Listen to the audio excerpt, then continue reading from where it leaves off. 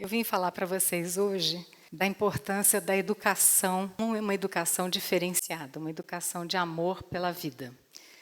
Nós perdemos o contato, nosso contato com a natureza, e isso é lastimável. Muito da situação que o mundo se encontra hoje é em decorrência desse afastamento nosso com a natureza. Isso é fácil de ser explicado, porque a maior parte da nossa população vive nos meios urbanos e a natureza está cada vez mais escassa. A educação hoje, ela precisa despertar na gente um uau, um maravilhamento. Como é que eu me reconecto com tudo que está à nossa volta? E o Brasil tem uma responsabilidade nisso muito grande. Nós vivemos num país que chama de mega diversidade. Em tudo nós somos pioneiros. Temos mais água, tem mais árvore, tem mais aves. É um país que está sempre entre os 5 países que mais tem. E mais a gente se distanciou. Essa reeducação, ela é possível. Há 30 anos atrás, a minha família e eu, nós fomos morar em Teodoro Sampaio. E no interior do estado de São Paulo, extremo oeste. E lá, a floresta é floresta atlântica de interior, onde menos de 2% restam. E, mesmo assim, a população achava que por que não derrubar tudo para ter uma fazenda de gado? Porque pelo menos ia ser útil, ia me dar leite, porque do jeito que está, não serve para nada. Mas durante esses 30 anos, nós desenvolvemos um programa continuado que valorizasse as espécies e a própria mata. E dentro desse banco genético, esse é o Morro do Diabo, e as matas que circundam o Morro do Diabo, é um banco genético, porque hoje restam poucas manchas de mata como essas no interior de São Paulo, onde vivem várias espécies, muitas ameaçadas, como onça, uma borboleta que só existe lá, e o mico-leão preto. O mico-leão preto foi a razão pela qual a minha vida mudou. O Cláudio foi estudar como trabalho de doutorado dele, e nós nos mudamos para lá. E a gente atraiu um grupo de estudantes ainda jovens que ficaram próximos de nós nesse estudo. Então, toda a nossa experiência serviu como uma grande escola. O mico-leão preto, e assim como todos os elementos da natureza, seres vivos da natureza, tem muito a nos ensinar. Muito pouco deles são estudados. Mas, por exemplo, o mico tem algumas lições que nós temos bastante a aprender. Primeiro, eles vivem numa família. E a família, um cuida do outro. As mães, essa parte eu adoro por ser tão feminino, são protegidas quando elas têm os bebês. E a família inteira cuida dos filhos para que ela, quando ela vá amamentar, ela esteja descansada e feliz. E depois os filhos mais velhos ajudam a criar os filhos menores, porque eles aprendem a formar uma família. Só depois disso é que eles saem para formar sua própria, achar seu par ou sua par e formar uma nova família. Eles já vão estar sabendo como fazer. E eles são, de fato, monógamos. O casal alfa, que é o casal que procria, ele fica junto para o resto da vida. Você vê que a gente tem bastante a aprender com eles. Nem todos, naturalmente. Eu espero que... Enfim, deixa para lá. E o mico, o que foi interessante é que o Cláudio achava que só estudar o mico ia ser suficiente. Então, ele passava o dia inteiro na mata e eu comecei a trabalhar com parte de educação ambiental para sensibilizar as pessoas.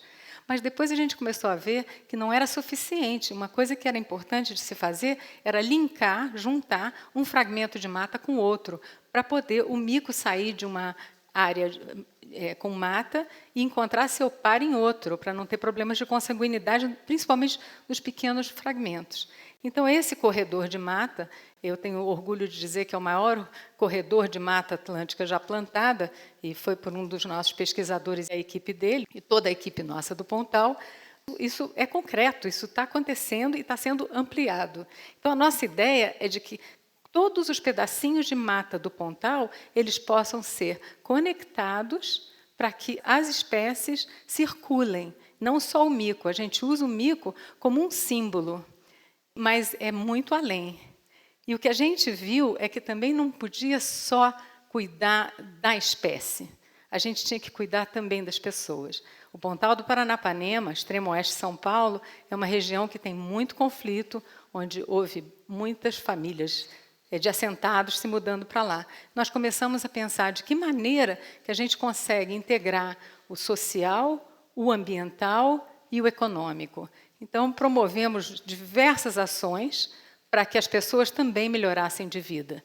O bonito desse corredor tem um lado social, porque muitas das espécies que são plantadas, os viveiros de árvores nativas, são pelos assentados do movimento.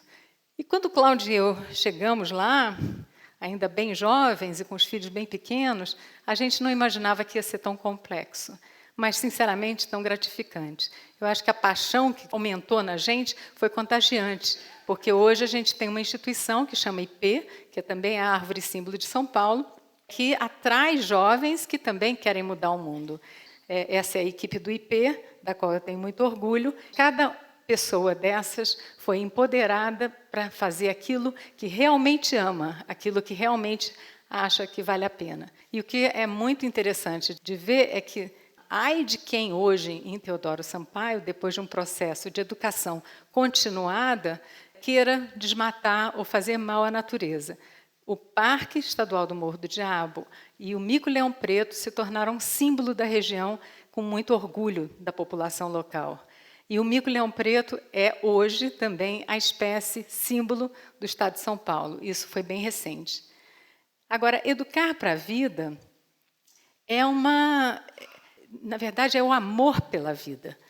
Não é tão simples, porque as pessoas se sentem mesmo mais afastadas, elas não estão mais acostumadas, mas a gente tem que criar meios, mecanismos de fazer com que essa conexão ela aconteça. Mas será que a gente é capaz de amar de verdade? Será que a gente é capaz de respeitar? Porque a gente está vendo cada vez mais a predominância ainda do nosso gene egoísta. Por que a gente não evolui? Por que a gente não consegue um patamar de celebração da vida? E de realmente olhar à nossa volta e ver tanta diversidade. O mundo levou bilhões de anos para cada espécie dessas existir. Como é que nós, uma espécie que se diz a mais inteligente de todas, se dá o direito de usurpar tanto da natureza e do ser humano? Se a gente fosse ético de verdade, será que a gente precisaria de leis? Lei para proteger áreas da nossa própria ganância, quando a gente forma parques ou unidades de conservação. É uma ganância insustentável, não tem limite. Leis para proteger índios. Hoje, a situação indígena do Brasil está calamitosa, é vergonhosa, é triste. Leis para proteger crianças e adolescentes. Por que a gente precisa dessas leis? E hoje, os imigrantes que são jogados de um lado para o outro, como que a gente pode ser proativos em situações em que, na vez de ter a exclusão, a gente tenha a inclusão? Então, o amor pela vida é algo que é um desafio, não é tão simples da gente despertar nas pessoas, mas ele é fundamental.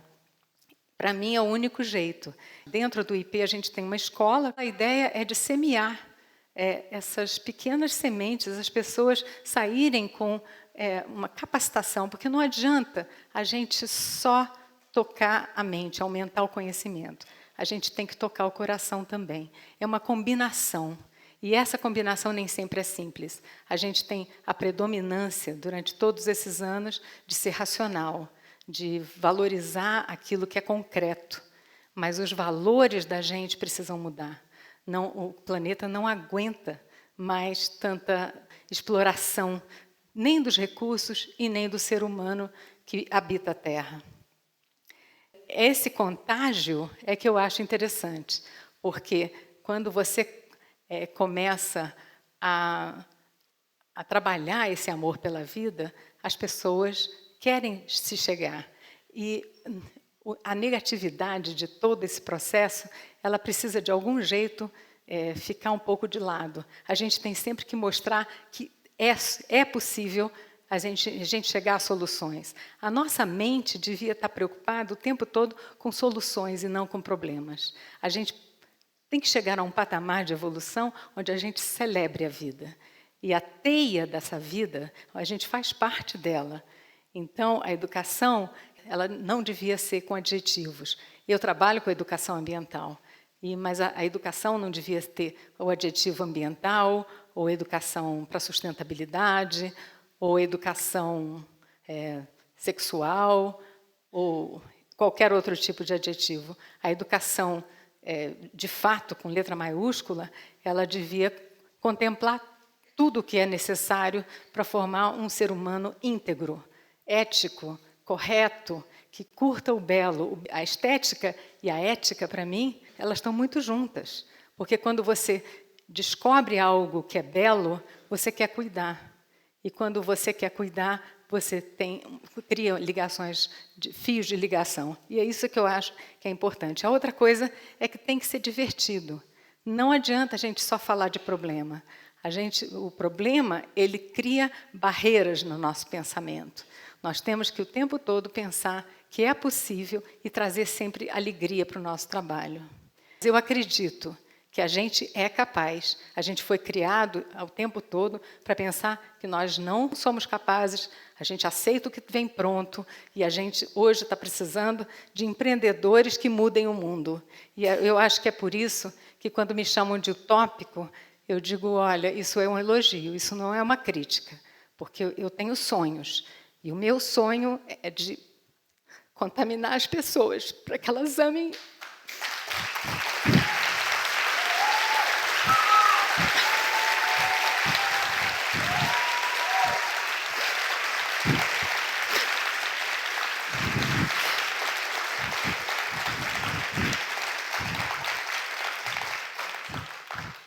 O meu sonho é para contaminar as pessoas, para que elas amem a vida.